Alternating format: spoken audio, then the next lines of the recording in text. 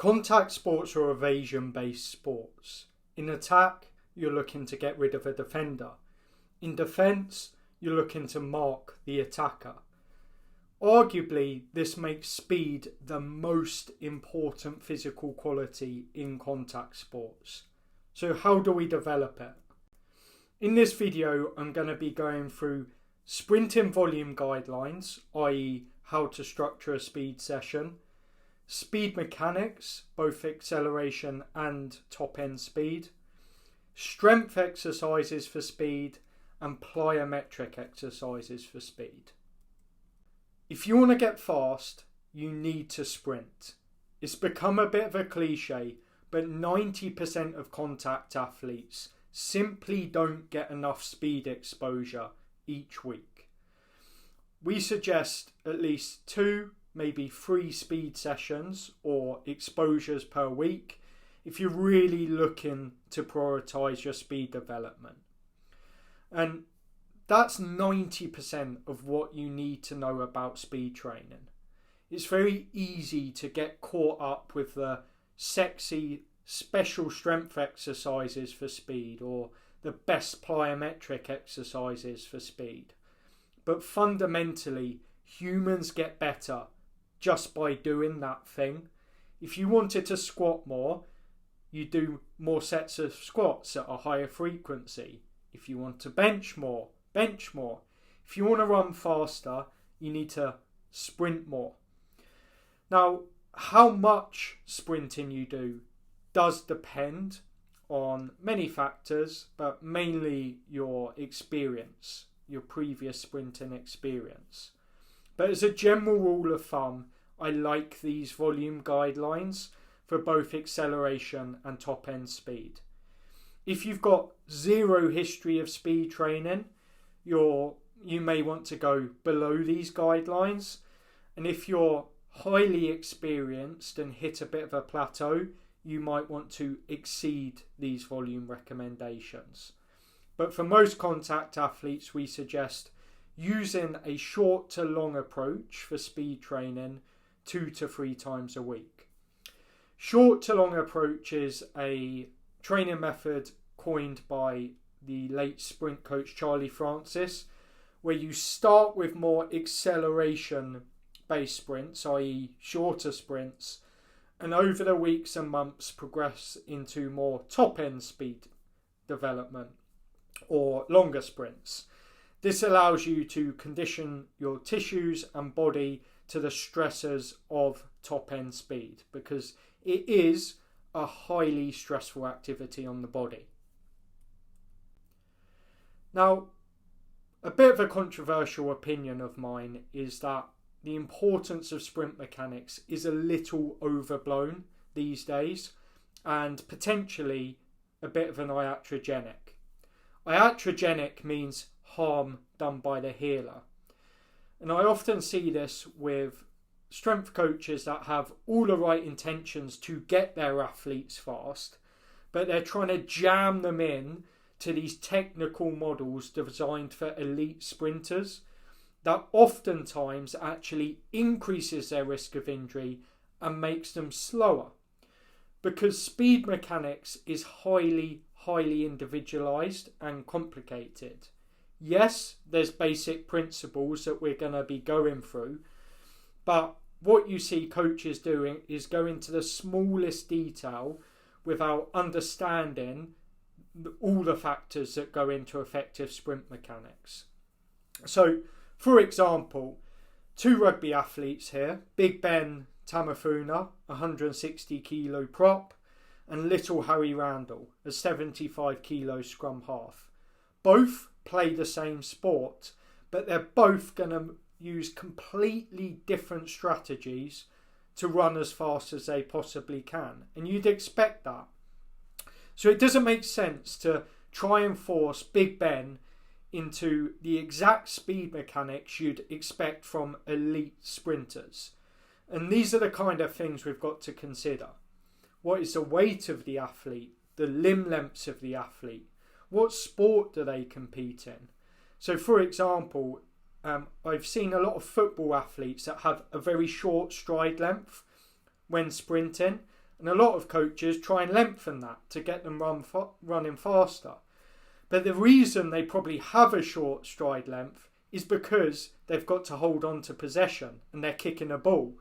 So if we're trying to increase their stride length, could actually make them a worse player. And we've also got to consider their physical qualities. Are they physically capable of producing enough force to get into good mechanics and shapes? Now, this isn't to say that sprint mechanics is useless, but what you need to remember is don't overcomplicate it. Just get in enough speed exposure each week and you will be checking off 90% of what you need to. But there are some basic principles I want to take you through. There's two big boxes I want to see checked from a technical perspective in regards to acceleration across almost all contact sports and positions. The first one is triple extension, or at least very close to it. It doesn't have to be perfect, there can be a slight bit of knee bend, but you want to see good extension of the hip, knee and ankle. This creates a huge amount of horizontal force that drives and propels you forward. So if you're not seeing this, you should be cueing yourself or the athlete in front of you to project themselves forward and push the ground away. Don't be afraid to spend a little more time on the floor. The second box I want to see checked is a sharp shin angle or a positive shin angle. This front shin angle dictates the direction of force you're putting into the ground. If the shin angle's pointing down and back, you're putting force down and back that's going to propel you forward. As soon as that shin angle becomes more vertical, so straight up and down, you've stopped accelerating. So you want to keep this somewhat positive. I expect all athletes to have a positive shin angle for at least the first 3 strides, but faster athletes tend to accelerate for longer, up to 5 or 6 strides. Now, the mechanics of top end speed are vastly different because fundamentally we're looking to maintain our speed and therefore overcome gravity. The first thing we want to be seeing is a really upright posture. I like to cue athletes to zip up their jacket or imagine there's a fish hook under their sternum pulling you up towards the sky. Why you want an upright torso is it allows you to better strike the foot directly under the body. If you're leaning forward, your centre of mass is forward, so you tend to overstride. And this is where you see a huge amount of hamstring injuries in athletes when they're overstriding. The second thing you want to see is nice high feet or avoiding a delayed leg recovery. So we can see in this example how the back leg is swinging far out behind the athlete. This leads to a slower recovery of the leg and therefore a slower stride frequency. So we want to keep those feet nice and high and close to the bum throughout. Now for the sexy stuff, or at least the stuff every coach and athlete loves to talk about, even though it's really not that important compared to all the other points we've just made, is strength training for speed. I really love Jonas's philosophy of speed works on this. He says you should gym to jump. So your strength training should be improving your central nervous system and power output. And you can measure this by the increases in your broad jump and your vertical jump. When it stops doing that, it's probably not going to transfer to sprinting anymore. So for example, if you take a powerlifter from a 270 kilo squat to a 300 kilo squat, he will not get faster. But if you take a young athlete that has a track or just more sporting background with very little strength training history, and expose him to strength training, he's probably going to get huge benefit. For most team sport athletes, they have a good background in strength training and not a lot of speed exposure. So they should really bias the speed exposure and just cut back on the strength volume a touch. And that's why when you work through the JT performance progression pathway, when you're at the early stage of your strength training career, there's more of a focus on maximal strength work.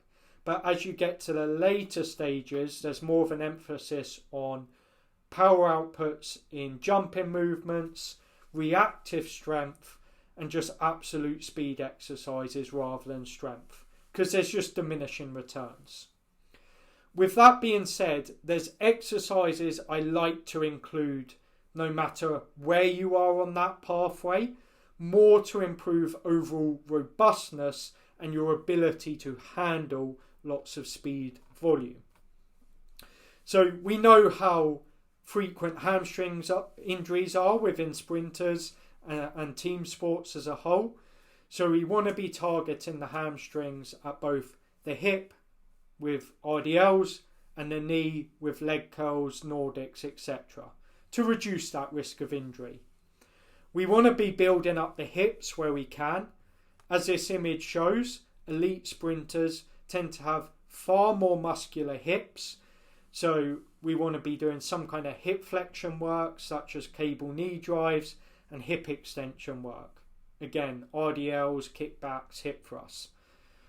And as a bonus, from a robustness point of view, it can be beneficial to include some bent leg calf raises, because the soleus actually handles the most amount of force compared to all other muscle groups during sprinting. Now, if you've already got a really good strength training history, you might want to be utilising more plyometrics than strength exercises to supplement your speed work. And a study by Waynard really highlights this nicely. So he compared sprinting with single leg hopping and actually showed that hopping led to higher force and impulse expression than sprinting itself. So that shows us that the amount of force and impulse you produce isn't the limiting factor for speed. It's actually the rate at which you can apply this force. And this is what you find with a lot of strength-based athletes. They can produce a lot of force, but they can't apply it very quickly. How you can measure this is by doing an RSI test. So you can simply stand on a box, do a drop jump where you step off and spring up as high as you can.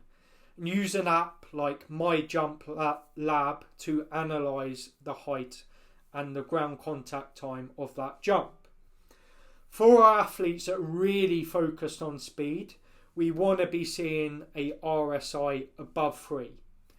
If your RSI score is really low, you want to dedicate more time to bounding, hopping, skipping, drop jumps and pogo jumps to improve your RSI and your ability to produce force quickly. We recommend between 40 and 80 contacts per session, depending on the intensity of the exercise you're choosing and your experience with this type of training. But always remember, sprinting is the ultimate plyometric.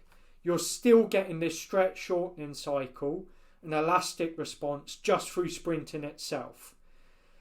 And that's where I want to leave this. 90% of what you need to do for sprint work is just get sufficient exposure to sprinting. Then you can look at the 10% details, mechanics, plyometrics and strength work. But never drift too far away from that fundamental of just sprinting regularly.